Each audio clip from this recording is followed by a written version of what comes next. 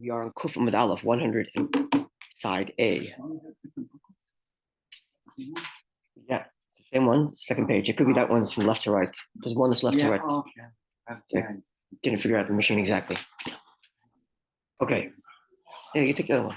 At any rate, the Gemara is discussing like this.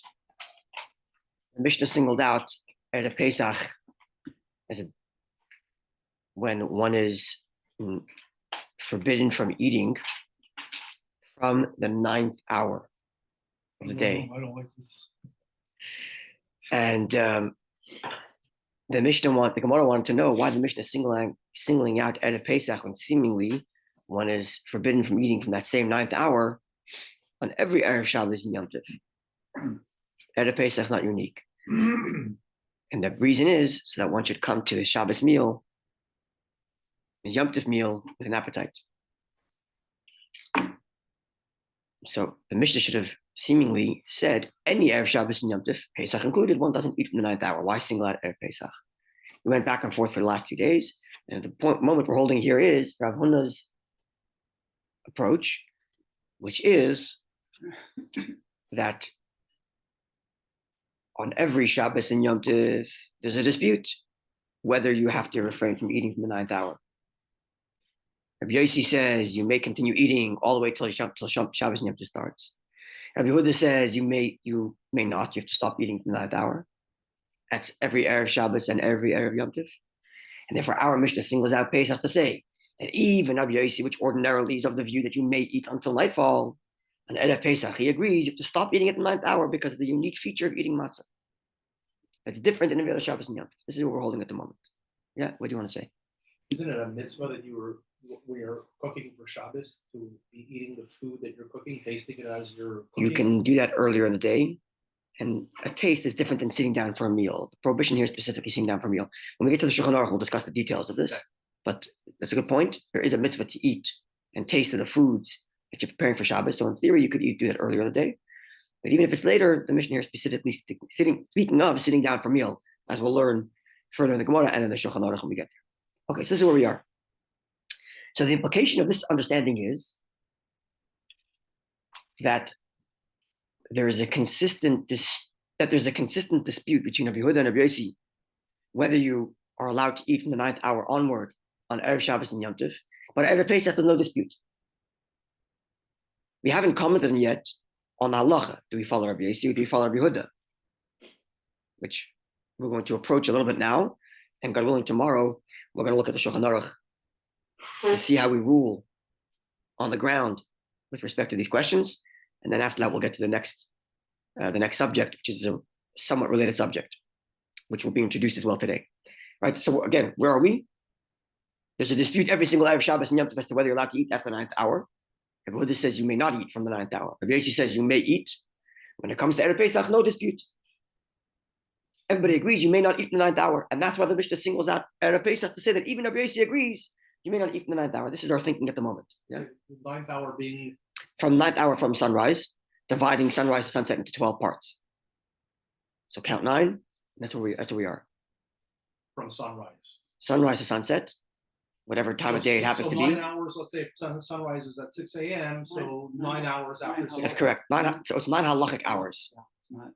Halachic hours are defined by take sunrise to sunset divided into 12. So in the summer you have longer day, you have longer hours, and you have shorter hours. Except Pesach only falls out in spring. So Pesach is roughly 12 hours. It's roughly an hour, 60-minute hour, roughly. Pesach usually. Like it's usually around there. That so sunrise 3 hours before the Seder is what we're talking about. The point is, it's 3 halachic hours before sunset. Every day is different. Every day is different.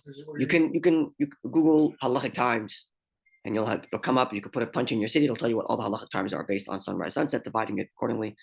And there's all kinds of opinions as when you calculate sunrise, when you calculate sunset, but we're leaving that for now. Okay. So now we are 1, 2, 3, 4, 5 lines from the top of the page, second word. And even if we were to take Rav Huna's approach, which is that Rabbi Yossi, here, just turn one page and I'll do that there. Even if we were to take Rav Huna's approach that the reason why our Mishnah singles out Erev Pesach is to tell us that even Rabbi Yossi agrees that on Erev Pesach we have to stop, as opposed to Shabbos and Yom Tov when he disputes Rabbi Yehuda and says you may eat all the way till Shabbos and Yom Tov starts. Or is everything squared away? Is everything settled even if we're to follow Rabbi Huna? But we have an issue. Where's the issue? Rabbi Yirmiyah said in the name of Rabbi Yochanan. V'itema, others say, Amar Rababo, Amar Rabbi Yossi bar Chanina. It wasn't Rabbi Yirmiyah in the name of Rabbi Yochanan, but it was Rababo in the name of Rabbi Yossi bar Chanina. This is relevant because Rabbi Yossi bar Chanina and Rabbi Yochanan are both of an earlier generation than Rav Huna and Rav Papa. Rav Huna and Rav Papa, which were the two approaches we had the last few days, Rav Huna being the approach we're dealing with now, are a later generation than Rabbi Yochanan and Rabbi Yossi bar Chanina are about to speak. Now they said, Rabbi Yochanan and Rabbi Yossi bar Chanina, either one of the two, they said, quote, Halacha Rabbi Yehuda be'erev Pesach. The halacha follows Rabbi Yehuda on Erev Pesach, that you may not eat in the ninth hour. But the halacha Rabbi Yossi be'erev Shabbos. But the halacha follows Rabbi Yossi on Erev Shabbos. End quote. Why does that pose a problem for Rabbi Huna? Let's read the phrasing again. Listen to the words. Halacha follows Rabbi Yehuda on Erev Pesach, which means what? You may eat and not eat in the ninth hour. And halacha follows Rabbi Yossi on every Erev Shabbos and every other, which means you may eat until the ninth hour. You may eat past the ninth hour till nightfall. Okay, you're thinking. So why does that pose a problem for Rav Huna? Let's listen to the Gemara's words.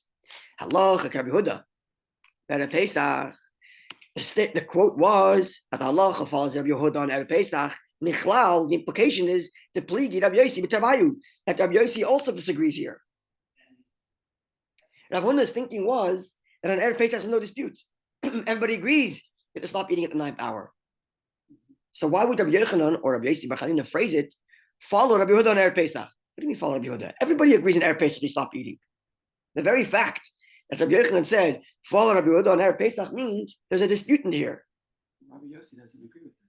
But Rav Huna's position was that he does agree. There's the question. Follow? Follow that? Sure. Yeah? Rav Huna's position was that on Erev Pesach there's no dispute. Everybody agrees you stop eating from the ninth hour, which is why our Mishnah singled out Erev Pesach to tell you that even Rabbi Yossi agrees. But the phrasing here is, on Erev Pesach, follow Rabbi Yehuda. What do you mean follow Rabbi Yehuda? Everybody agrees. It should say, on Erev Pesach, the halacha is you have to stop eating at the ninth hour as per Rabbi Yehuda and Rabbi Yossi. And Erev Shabbos, you have a dispute. And the question is, do you follow Rabbi Yehuda and Rabbi Yossi? But Rabbi Yochanan seems to be saying, on Erev Pesach, follow Rabbi Yehuda, even though Rabbi Yossi disagrees. On Erev Shabbos, follow Rabbi Yossi, even though Rabbi Yehuda disagrees, which implies that there's a dispute across the board, even Erev Pesach, which undermines Rav Huna's position. Rav Huna's position was that at Erev Pesach, there's no dispute. This is the Gemara's question.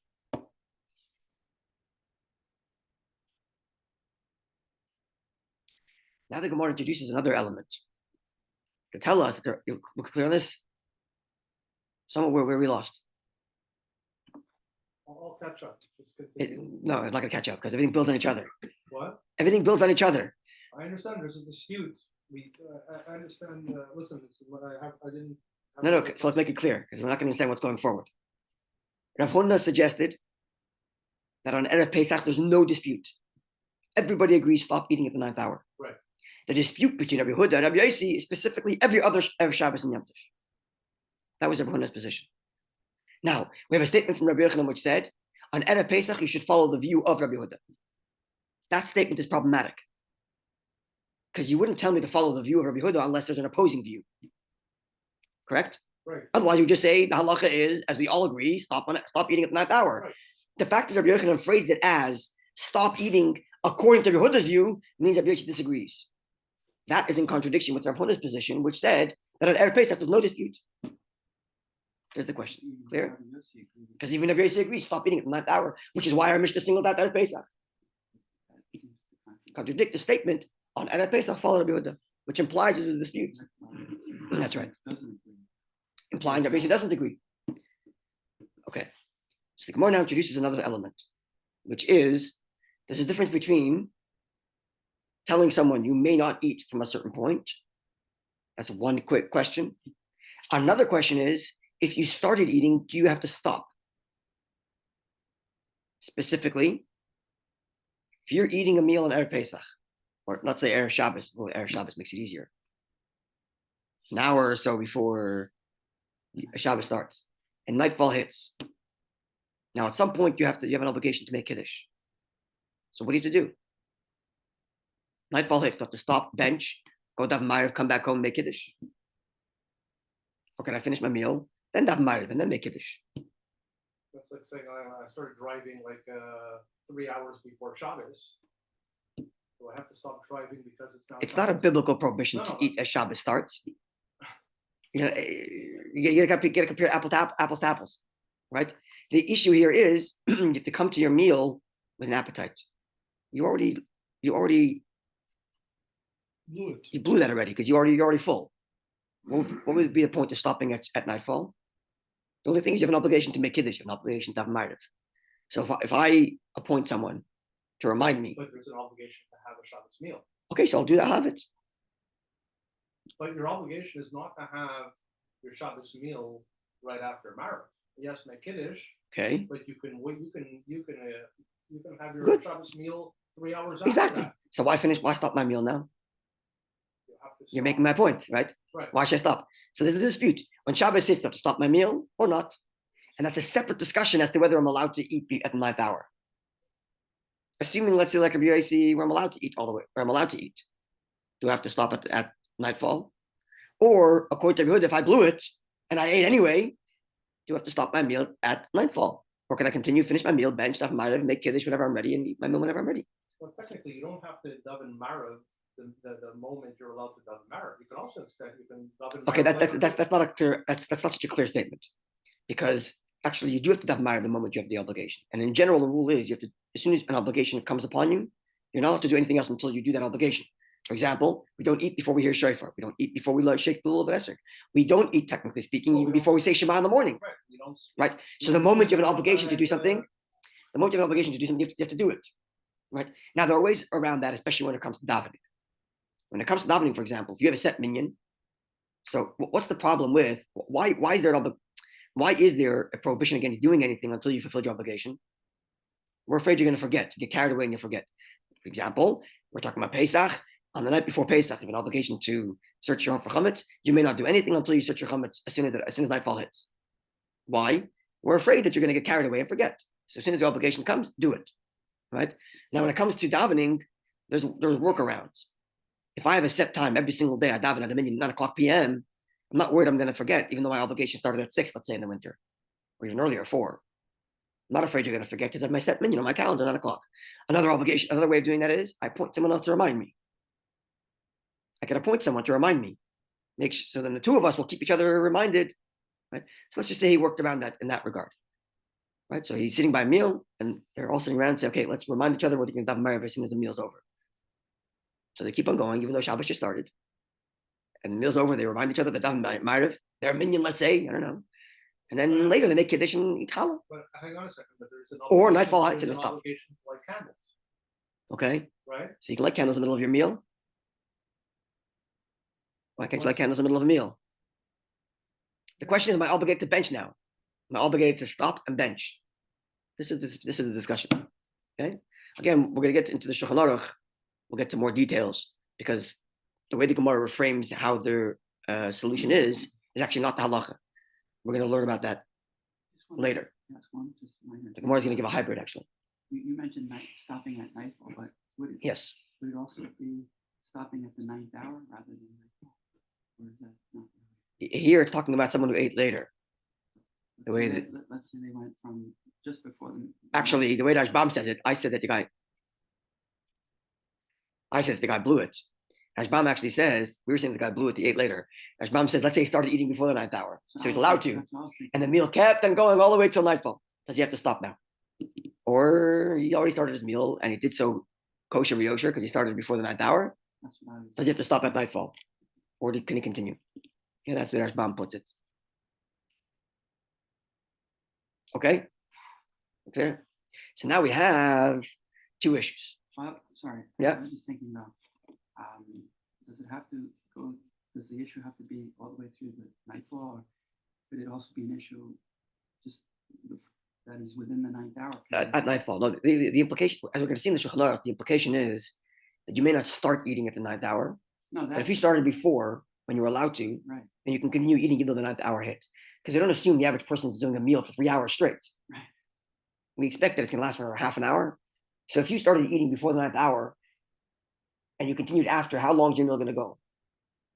9.5 hours? You still have 2 hours till your Yom Tov meal to get your appetite back. Right? So as long as you started before the 9th hour, we assume it's okay, as we're going to learn the Shulchan Aruch. Yeah. Right? But it so happens that this guy had a 3 hour long meal and it goes all the way. Does he have to stop at nightfall or not? We're talking about again, the dispute is between every shop, all across the board, any Erev Shabbos and Erev Yom Tov. Hold on a second. One second. Our Mishnah singled out Erev Pesach as when you're not allowed to eat. And our question is, why is Pesach different?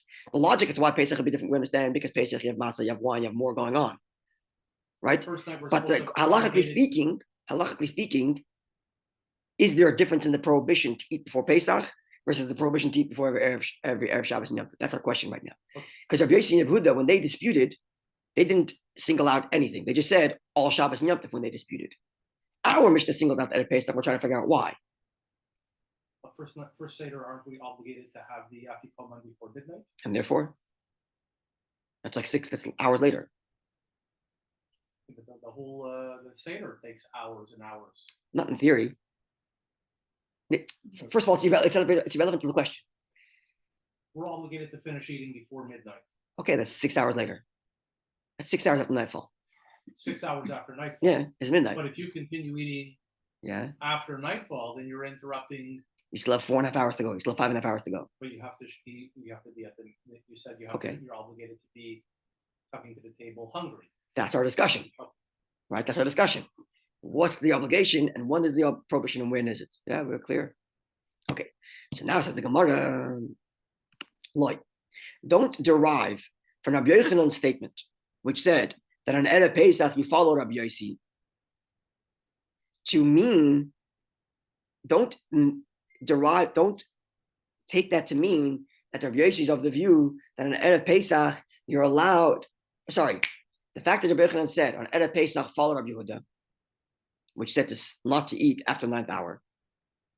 Don't take that to mean that Rabbi Yossi says you're allowed to eat, right? That's number Mishnah 1. No. Rabbi Yochanan's. We're going such tangents. We're forgetting the main point of the discussion here. Let's bring us back to where we are. Now, Huna said that the reason why our Mishnah singles out Erev Pesach is to tell you that even Rabbi Yossi, who ordinarily is of the view that you may eat after the 9th hour, on Erev Pesach agrees you may not. That's what Huna said. Rabbi Yochanan said, on Erev Pesach, the halacha follows Rabbi Yehuda, which is that you're not allowed to eat after the 9th hour.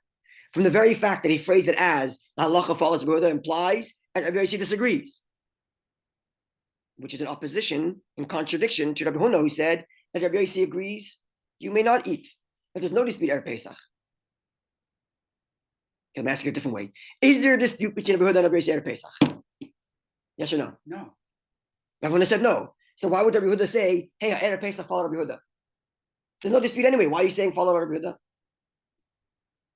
Clear? That's a question where we are right now. Let's forget everything else we learned. That's the question. He's saying that because he's saying that to someone who obviously disagrees. But there is no dispute. He's speaking in Rabbi Yehuda. If he's wording it like that, because then there is a dispute. That's our question. Rabbi Huna is positing there's no dispute at Pesach. Right. Rabbi Yochanan says, hey, follow Rabbi Yehuda. Right. Which means someone disagrees with Rabbi Yehuda. Exactly. Presumably Rabbi Yossi. It's clear there's a dispute. There's our contradiction. Says the Gemara, no. Don't derive from here that there is a dispute as to whether you're allowed to eat after the 9th hour on Erev Pesach. But rather, halacha, when Rabbi Yochanan said the halacha, that on Erev Pesach follow Rabbi Yehuda, michlal de pligi b'hafsaka. Rabbi Yochanan is speaking about stopping to eat, because there's two different disputes. When Rabbi Huna said there's no dispute between Rabbi Yehuda and Rabbi Yochanan on Rabbi Yossi at Erev Pesach, Rabbi Huna was speaking about starting your meal after the 9th hour. For that, no dispute. When Rabbi Yochanan said follow Rabbi Yehuda because there's a dispute, he was talking about stopping your meal. That's really smart. There we go. So when we say that at Pesach, so now what you mean like this? On a regular Shabbos and Yom Tov, Erev Shabbos, let's say we're following Rabbi Huda, let's say, and you started eating before the 9th hour, and your meal went all the way till nightfall. We're following Rabbi Yossi, who says you don't need to stop. But on Erev Pesach, you started eating before the 9th hour, which you're allowed to do, and you kept on eating all the way till nightfall. Rabbi Yossi says you can continue going. Bench when you're done and start your Seder after. Which Rabbi Huda says, no, stop at nightfall. You got a Seder to do. Comes Rabbi Yochanan and says, follow Rabbi Huda and stop your meal.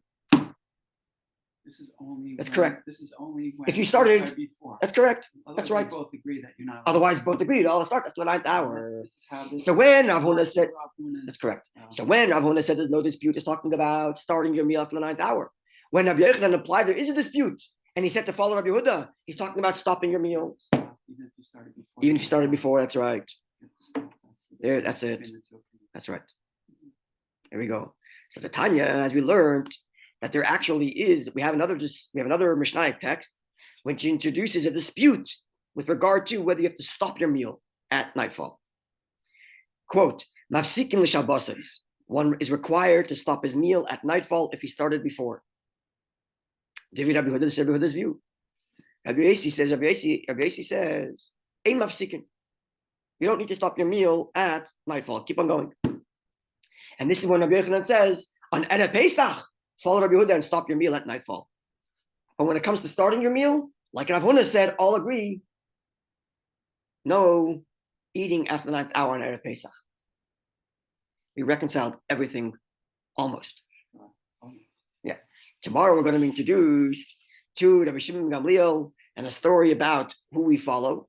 The Gemara is going to give us a cryptic statement that we follow Rabbi Yossi, even though Rabbi Yochanan said earlier, Erev Pesach, we follow Rabbi Huda, which is going to lead to actually another solution, which is not stop your meal, nor continue your meal till later, but actually in the middle of your meal to stop and make kiddush, called Peres Mappa. In the middle of your meal, cover your challah, make kiddush, open your challah, keep on going. We're going to get to that, God willing. Most people don't do it today, and as we're going to learn, it's a very complicated set of halachas, so we try to avoid it, but hypothetically, it's a possibility. You start, especially Purim, it happens sometimes. Purim is on Friday. So middle of your meal, stop, cover your bread, make kiddush, keep on going, and we'll learn the halachas of that coming up. Okay, so we have our thinking caps on, and we have a lot of moving pieces, but when we get to the Shulchan Aruch, it's going to become much more clarified. So tomorrow, what I want to do is I want to finish this little section, and then get to the Shulchan Aruch about stopping to eat, or the prohibition against eating after the 9th hour. We'll get to the Shulchan Aruch on that, is Hashem, tomorrow. Wonderful day.